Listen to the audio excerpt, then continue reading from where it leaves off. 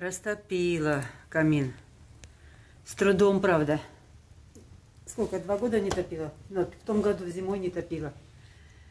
С трудом растопила, потому что тяги что-то там не было. Прочистил. Сейчас пламя прочистит.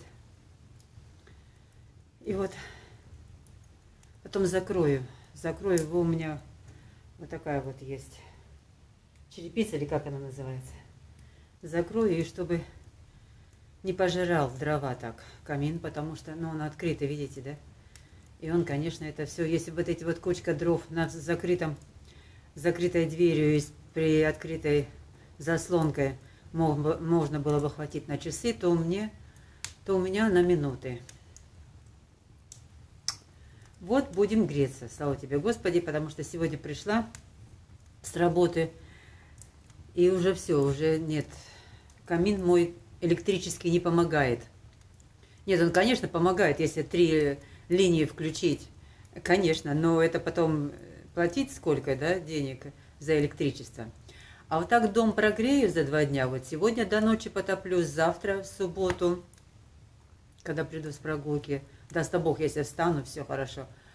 И вот так 2-3 дня посижу, протоплю, и все, дом будет сухой, стены высохнут сухие, и уже спокойно можно электрическим на одной линии топить.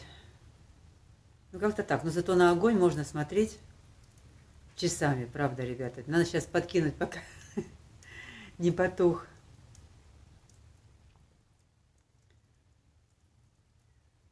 Супер. Но дверца стоит, если дверцу покупать, чтобы тебе вставили вот этот камин, 500 с чем-то. Это прям вот средняя цена евро, чтобы поставить дверь.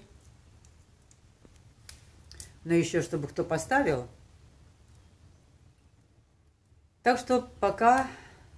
Я еще в том году хотела заложить кирпичом, потому что отсюда ветер. Вот сейчас, когда открыла, он мне картоном, вот этим картоном был закрыт, да? Картоном я его залепила, чтобы оттуда ветер не дул. Потому что когда ветер, это, конечно, вся сажа, все оттуда, все идет в дом. Я когда картон открыла, там много, очень много, конечно, было пыли, грязи. Не то, что грязи, а вот именно пыли. Вы думаете, вот эта вся пыль была бы у меня, конечно, в доме. И хотела кирпичом заложить просто. Думаю, не буду топить, что я буду мучиться. Вот через год затопила, потому что дом прохладный. Одной вот этой батареи, которая у меня чиминея, это не протопишь. Сейчас собака у меня на ковер возле огня ляжет. Она любит, когда прогреется, пол прогревается, и она ложится. Я вот всегда удивлялась, когда топила раньше, я всегда удивлялась, как она может близко так подходить к огню. Вот она уже здесь, принцесса, вот она, здесь сидит. Здесь сколько, метр от камина. Ну вот, растопила, сейчас подкину, уберу здесь. Что уберу? Вот этот вот свои мелкие бумажки. Где они? Не это. Вот так вот.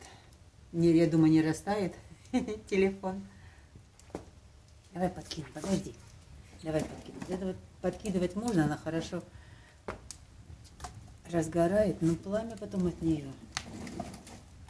Вот эти вот мелкие. Ой. Все, греемся. Вот собака, видите, вот рядом со мной стоит. Здесь даже еще даже и метра уже нет метра, да? Будешь прогреваться тоже, лечиться, да, ушки холодные. И вот она вот так пол прогреется, и она ложится, и пузеньку свою греет вот так вот близко, да, к камину. Огонь открытый, он живой. Он живой. Конечно, открытый камин. Вот убрала, я же говорю, занавески убрала с этой стороны, да, потому что, ну вот она, смотрите, вот она. Чиминей, вот камин, да, и вот оно окно, и здесь занавески. Это все тягой затянет, и мама, не горюй, сгорим. Поэтому все, конечно, с открытым камином, конечно, все предосторожности нужны. Дева, ну не толкай меня, ну посмотри, вот греешься и греешься. Не шевели, я стараюсь не шевелиться, а вот ты мне это вот под руку залезла, да, и стоит впереди меня. Вот она, коровита моя, впереди меня к этому огню. Все, мои хорошие, давайте пока-пока, вот глядя вот на огонь, потом, может быть, не это, что-нибудь и расскажу. Есть тема, конечно, есть очень хорошая тема, только я ее долго-долго собираюсь рассказывать и не знаю, когда получится. А так, мои хорошие, помолчу еще минутку, а вы послушайте, как пламя разговаривает.